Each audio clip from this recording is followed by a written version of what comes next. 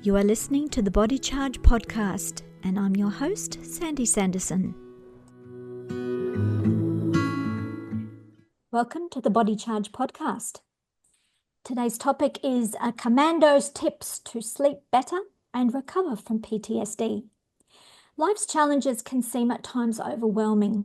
The shock of trauma, an accident, a war experience can reset our nervous system and cause post-traumatic stress disorder. It can disrupt sleep and severely impact mental and physical health. Rather than suffering in silence, it's best to seek help from those that have the knowledge and who have walked this path before with success. My special guest today is Tim Thomas, author of the book Fight, Flight, Feel. He is an ex-Special Forces Commando who has created some of Australia's most successful veteran mental health recovering programs, which saved 40 veteran lives from suicide within a 12-month period. So welcome aboard, Tim. So lovely to have you on the Body Charge podcast. Great to be here, Sandy. Looking forward to spending some time with you and your audience. Yes, so my first question is, I'd like to hear from you all about your near-death experience when you got ambushed in Afghanistan and what impact it had on you. All right, so you mentioned how I'm an author as well. There was a point during that night where I said, if I survive this, I need to write about it. And just to set people up powerfully, there's a little caption in the book that says, what if there was something already inside of you that could change everything outside of you? That something was discovered by an Australian Special Forces soldier with 5 minutes left to live. So that gives people an idea of what I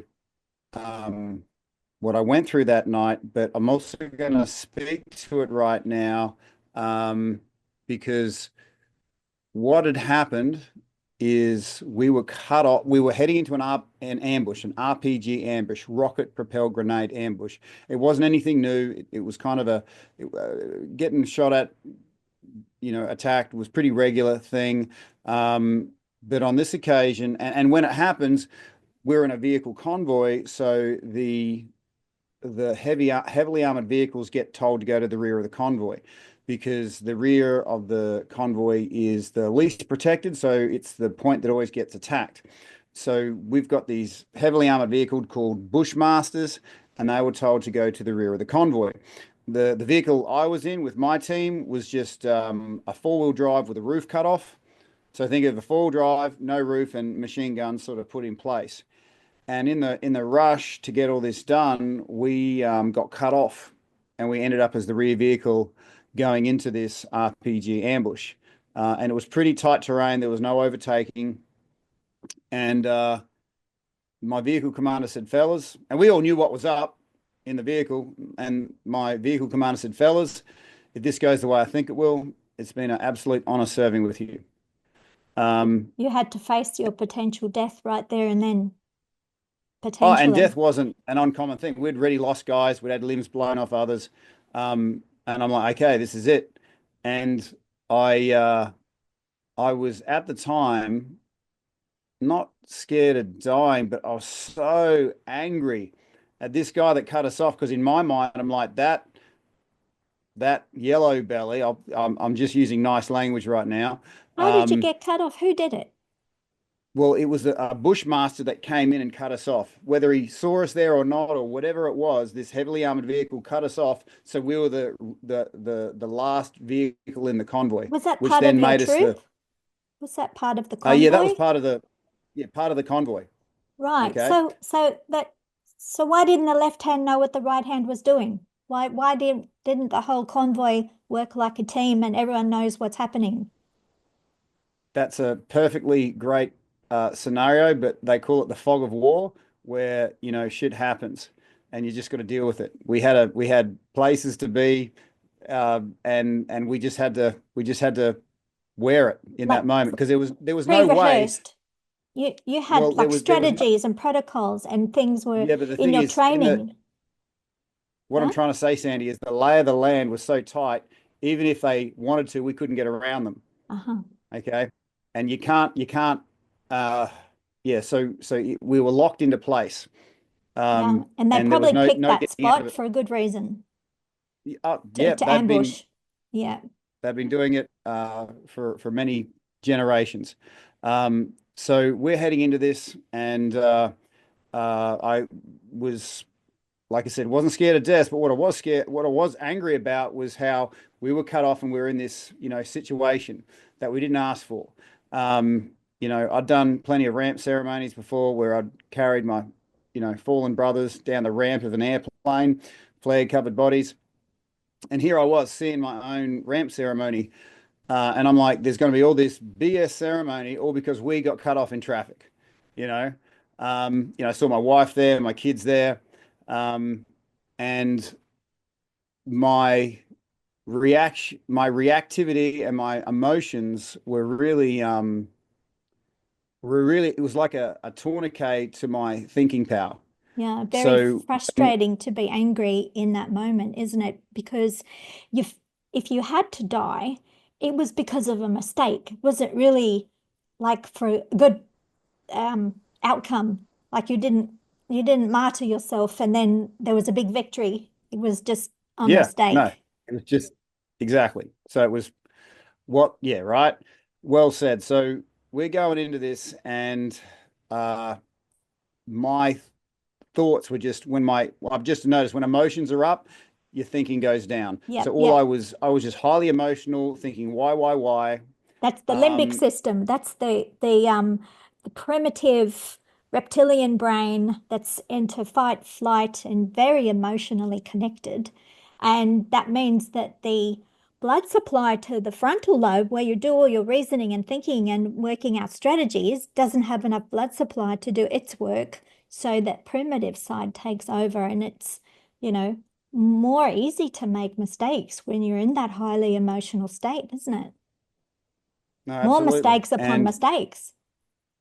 yeah, and the mistake I made was that I was buying into the reaction and the emotion of the moment. And there came a point where I just had to ask, a question came to me that changed that moment, and it's changed me from that moment. And that was, Tim, who do you know who has done this before, and how did they get through it? And the fact was, I didn't know anyone who'd done this before. The night got darker and Australia seemed very far away. But after a few minutes, I started to think outside my own timeline. I started to think, you know what? I think I do know some men on a night as dark as this came across an enemy that was entrenched and waiting for them. The Anzacs, you know, when they landed on that beach at Gallipoli, the enemy was waiting for them. And what did they do? They kept moving forward. The Despite the fact outside they knew world it could was a not stop trap. them from seeing the power. And Yep, they yeah, knew it was a trap exactly. and they still went forward. Yeah. Amazing. So So what yeah, the kicks outside in? world. What kicks in to do that when your greatest uh, motivation or feeling or emotion is to run to get away from being killed? How do you keep going forward? Well, again, in that it was the isolation my own high emotions were creating. And when I asked that question, who do I know who have done this before? My isolation was broken. Oh, I do know somebody. All I needed to do was know someone who'd done it before. And that enabled me to it somehow reconnected my own brain. And honestly, it was like a portal in time opened up. And, these diggers came through and said, and obviously in Australia on Anzac Day, we say lest we forget. But it was like those, Anzacs were poking me in the chest saying, lest you forget, lest you forget the power inside of you, lest you forget the power of looking after your mates. And from that point, there was it was like the night turned into day. My whole body felt illuminated, and some pretty cool things happened with the emotions now under control, and I felt connected. My thinking, my brain started kicking in. I said, okay, we're going about 35 kilometers an hour. If they're shooting RPGs, rocket propelled grenades, they self-explode at 1500 meters. So they're probably going to be shooting at us between 800 meters to 1200 meters. And if you work out that arc, we're going to be in the kill box, the ambush zone, for 3 to 5 minutes. And I'm like, okay, right, 3 to 5 minutes. And then it's literally like I saw my own body's circulatory system jump out of me in front of me. And I saw it tracking down to my legs, my arms. And I'm like, all I need to do for 3 to 5 minutes is keep positive pressure on my brain. And I'm literally looking at the map. And I said, well, I can lose an arm. That's okay. I can just sort of tourniquet it with, hose clamp it, and that'll keep positive pressure to my brain. And even if I do die in this process, my brothers here can revive me at the end. So there's a lot of trust in the vehicle. So I got 2 tourniquets, put it on my chest, because obviously I need to be ready to do it for the guys in the vehicle with me. And I'm like, right, I'm ready.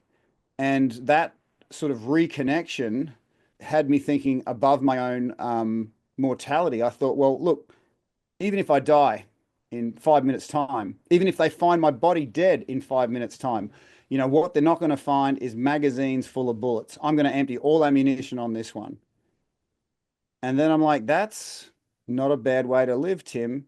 Your magazines contain simple bullets, but your mind and everyone's mind contains ideas, thoughts, and dreams.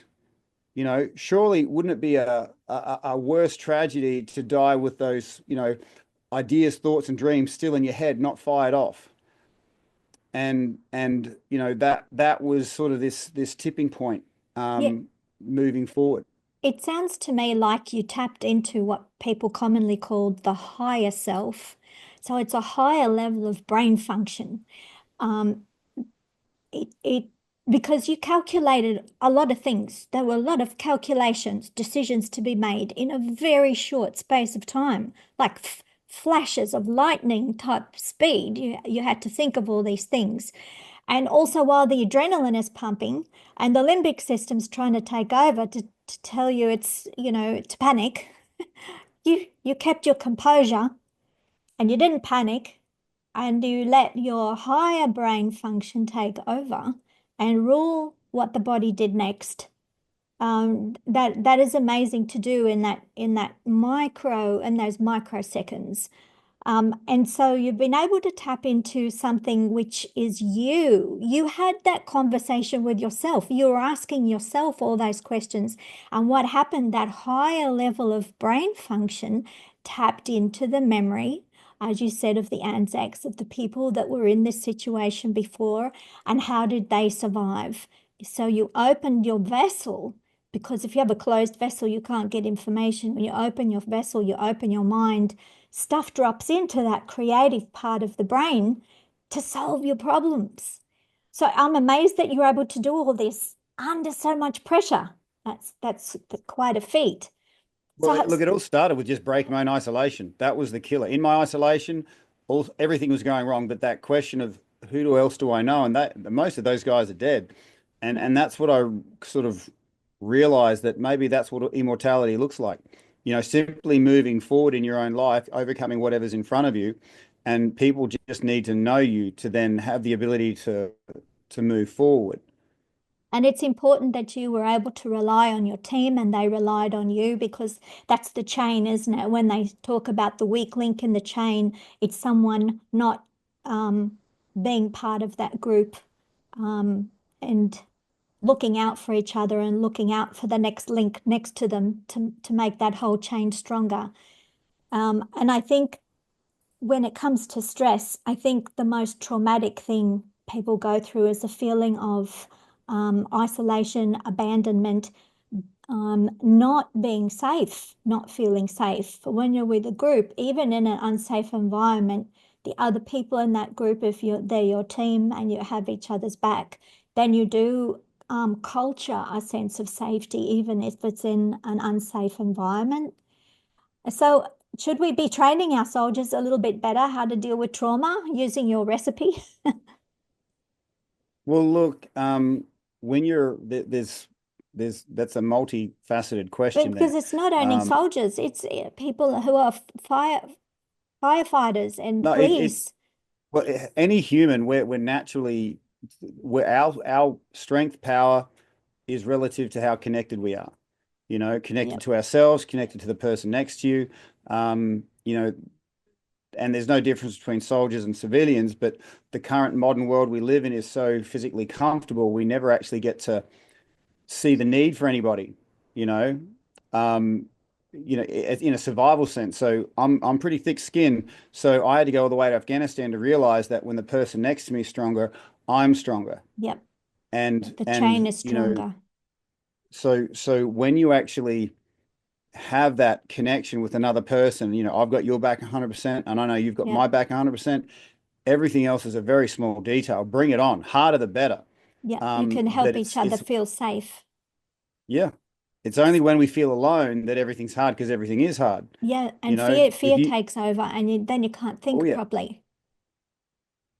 I if you always drop your guard for wondered, a second, something bad's going to happen and yeah, it's going to be your fault, you know? I always wondered in that team, when you get to know each other and you feel connected, that you're also tapping into that etheric field, that field of consciousness that goes a little bit beyond the edge of our Oh body. yeah, Yeah, yeah. you kind of tap in and you intuit or you know what that other person is feeling, thinking, going through. And that you can help to compensate or take over when you know that they're not handling something or, be preemptive in that mutual support system. No, you're right. There's a lot of unspoken interactions between us humans that we can't quite name. I always think that before we were speaking and thinking, we were feeling, we were connected on a very deep level outside of words, outside of thoughts. Um, and this is where a lot of psychologists haven't figured out yet that, you know, sometimes the trauma goes down deeper than the words can reach. Yeah, You and they know, cover it up. They can just, I'm okay, have this outward superficial layer of, they're pretending, but underneath the duck legs are going 1,000 miles an hour beneath the surface of the water. Until, they reach the end of the tether and they start to get symptoms. So when we have servicemen coming back and going into our normal, real modern world, which is generally speaking not in such a dangerous place, it's a different world. It's like another planet, isn't it? So how do the symptoms of PTSD manifest, and how are they treated in the medical system? What are the difficulties, and what have you found that can help that process of recovery work better? sure. Okay, well, I will just share my personal story, and it's no real different to people, but I'll just give you a and again, there's no difference between, you know, soldiers and civilians. It's just that the soldiers can often be a bit more acute, so they they have yeah, they have to find the right healing that they can't, there's placebo effects don't work for them. And so like in 2011, I'd reached rock bottom. Um, family was really suffering. And I did what most people do, and that's go see a psychologist. And I told him all the things I'd seen in service, blah, blah, blah. And this guy wasn't just incompetent. I could handle incompetency, but he was apathetic. And at the end, he goes, "Oh, you think it was a problem with your mum and dad?" You know, and that's when everything stopped. Like the second hand on the clock went zhink, Yeah, and I you saw thought past he him. doesn't understand. Yeah. Well, more than that, I saw him as a threat to people who were wanting healing. This guy was Mm. causing harm, and I saw his psychology degree behind him, and I knew it was glass framed. And I'm going to feed that to him. I'm going to remove this guy because he does not deserve to be a healer. And so I get out of my chair to do it. And I feel this hand in my chest saying, "Tim, red light. You're the toughest guy you know." But how many guys are going through this same thing? They're in a system that doesn't seem to want to help. Yeah, or it's And ignorant. It just doesn't get it. They don't know how to help Uh, because they don't know what they don't know. True. And so I sat back down, and that's when I saw them. I saw thousands of people left and right of me saying, Tim, if you can find a way forward for you, you can find a way forward for us. And that's when I'm like, it doesn't matter if it takes me a week, a month, a year, a decade. I've got to find a way forward because that's the amount of time I'm going to be able to save all these other people. And I just want to sort of draw the audience into this. Everyone is up against something. And if you ask yourself an honest question, how many other people are in the same situation right now? Yeah, And give that a challenges are real number. This everywhere. isn't woo-woo. Yeah.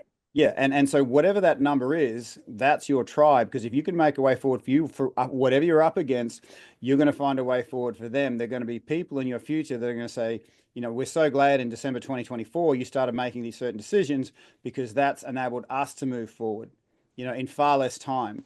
And that sort of was the back end way of me starting to be a healer myself.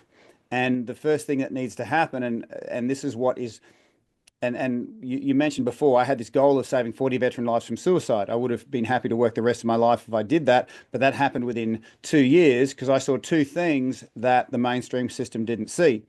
Mainstream system is just really good at throwing money off a spreadsheet, saying, you know, we've spent the money, that should keep them happy.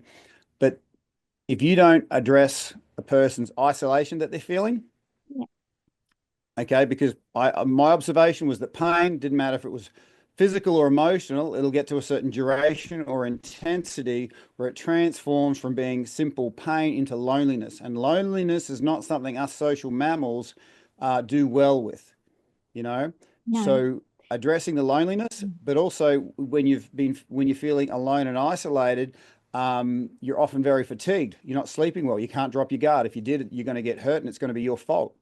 So all I did was break people's isolation, get them out of fatigue by improved sleep. So I was successful because the effectiveness of my veteran recovery programs was measured on how much it improved participants' sleep. And we Yeah. found that after a half day exposure, you could improve sleep pharmaceutical free for up to 9 days. Well, And sleep is I just saw huge. that, Yeah. oh, massive. And, you know, we used to weaponize it in Afghanistan. We knew if we could target the enemy's sleep for 3 nights, it would mess them up better than a bullet. Yeah. Okay. You So, can't, brain but, can't think. but, oh, yeah, yeah, you're a dribbling mess. But the point is, when in my observation, once you got someone out of their isolation and out of their fatigue, it's like their inner golden compass, all the crap just fell off of it, and they knew exactly where they needed to go, and they had all the resources they needed to Um, get there. yeah. But they couldn't do it with feeling alone and fatigued. So that you lifted a load. It's like a handicap, isn't it? So you've got too many blocks, you can't move forward. So all you did was lift some blocks, which was getting sleep is important because during sleep, if you're going through the proper deep sleep cycles and REM sleep, you're making melatonin, very powerful antioxidants that clear away debris and waste products generated during the day because a lot of electrical activity happens in the brain with thinking, a huge metabolism. You know, when they do the scans, everything's electrical.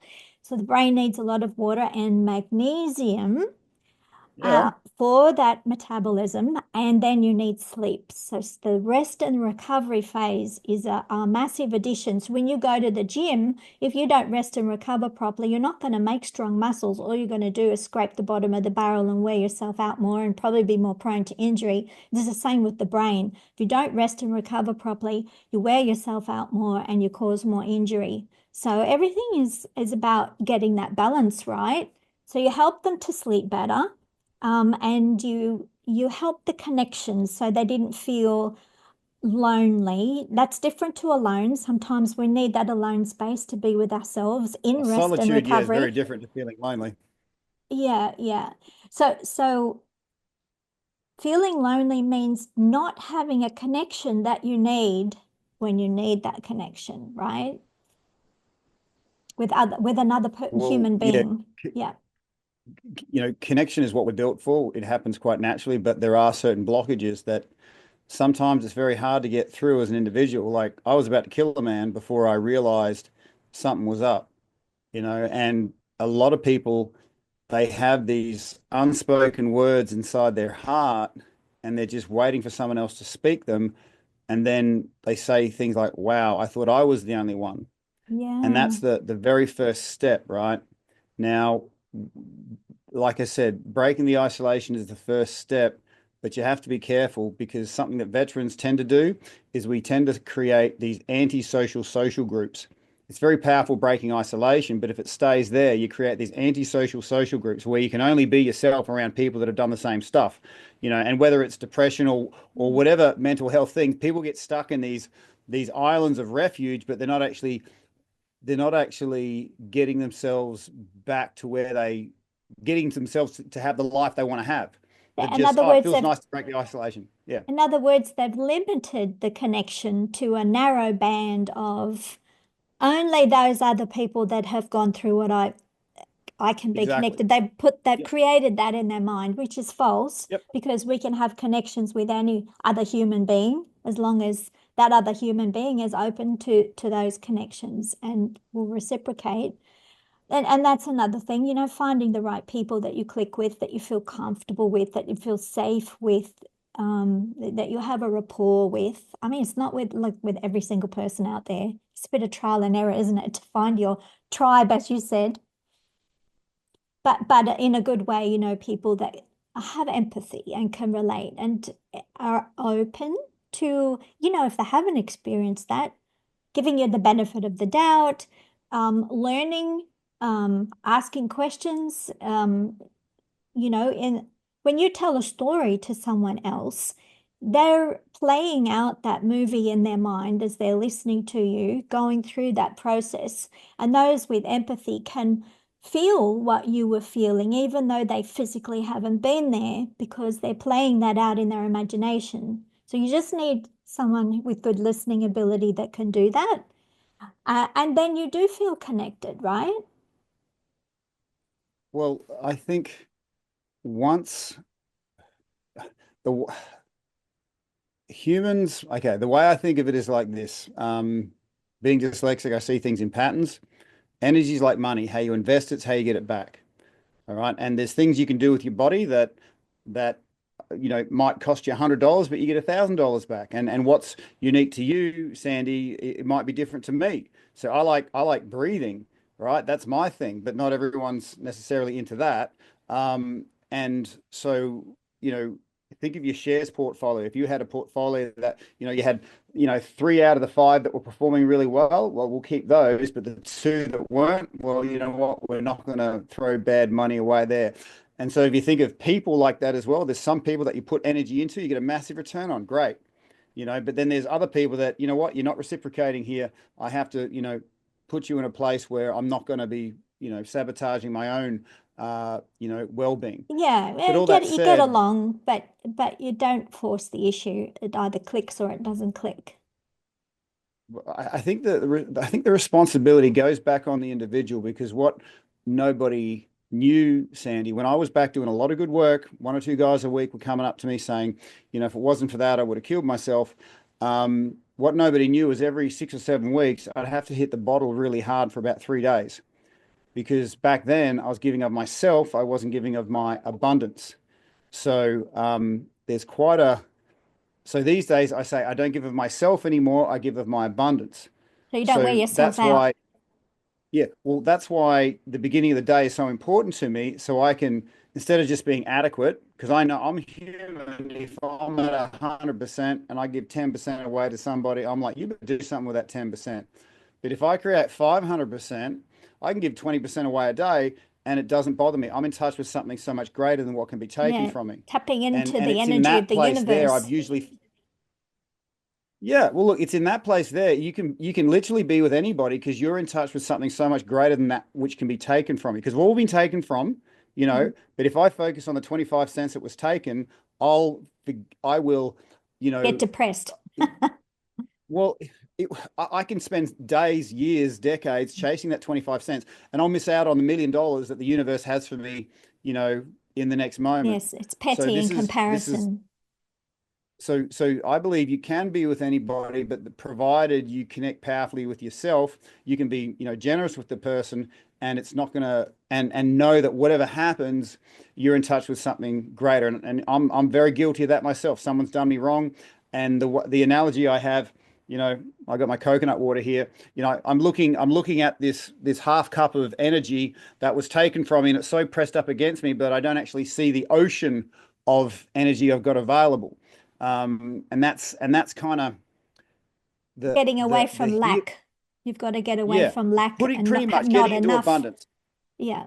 And and so these are all really good strategies for mental health for anybody. Generosity of spirit.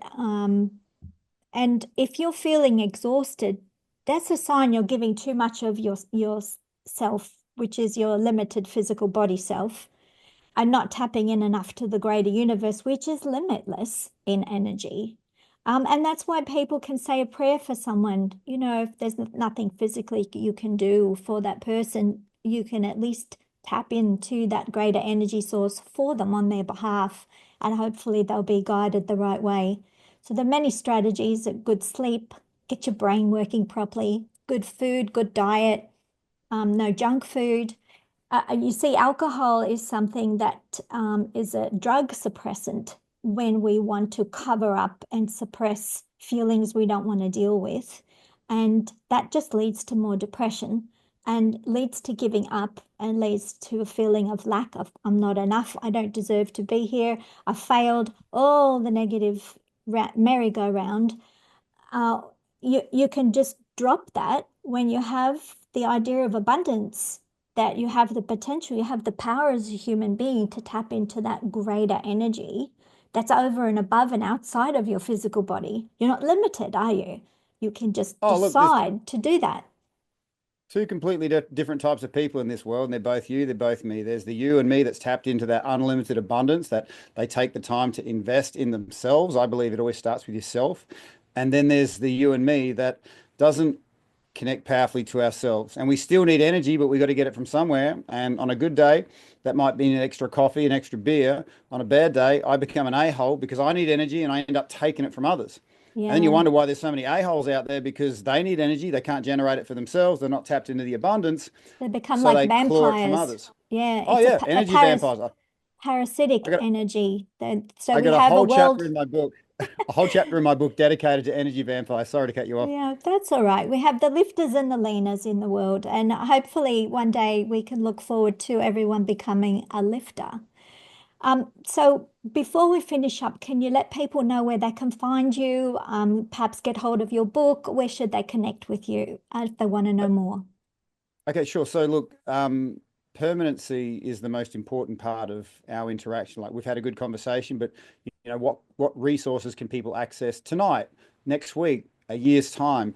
And so my contribution is I've just got approval by Google and Apple to have the Breathwork in Bed app available. So if you've got a phone, you just go into your app store, type 3 words, Breathwork in Bed. That'll bring you to the app, to trial, and you get to tell it when you want to go to sleep, when you want to wake up. It guides you to the deepest, most wonderful sleep, um, with breath work. And then out of bed, like, if this was the biggest game changer for me, getting when you're removing yourself from the bed, and I'm normally like feeling like a lead weight, breath work turns that lead into gold. And so just be ready for an amazing experience, when you're not just going to sleep and you wake up feeling better, but that initial engagement, how you keep this very easy micro habit will set you up so powerfully for today. So I'm super excited for your listeners to start their day amazingly. Yeah, well, proper breathing helps oxygenate the brain. And we were talking a lot about how we need to support the brain and our thinking, our nervous system. So you need a lot of oxygen for that metabolism. So you need water, magnesium, oxygen, antioxidants. We need to put all the good stuff in for good stuff to come out. Or conversely, Oh yeah, garbage in, garbage feel out. in, feel out. That's right. So really lovely to Well, have. thank you so much, Sandy. It looks like we're going to So now you go. We're jumping on each Yeah, other's toes here. that's all right. That's all right. So I'm going to put your website underneath the show notes underneath the video, Hmm. and people can connect with you and, ask for help. If you're feeling difficulty, can't solve some problems, just reach out and ask for help from people who have solved those problems before you. No worries, Sandy. You have a great day. Thank you so much for being a great host. Thank you too. Bye-bye. I hope you liked this conversation and will share it with others. Let me know what you thought about it in the comments below. If you want to listen to other Body Charge conversations, click like, subscribe, the bell icon, and click all notifications. Subscribe to our newsletter to get updates on blogs, podcasts, videos, and magnesium special offers at electromagnesium.com.au. Relax, recharge, and recover.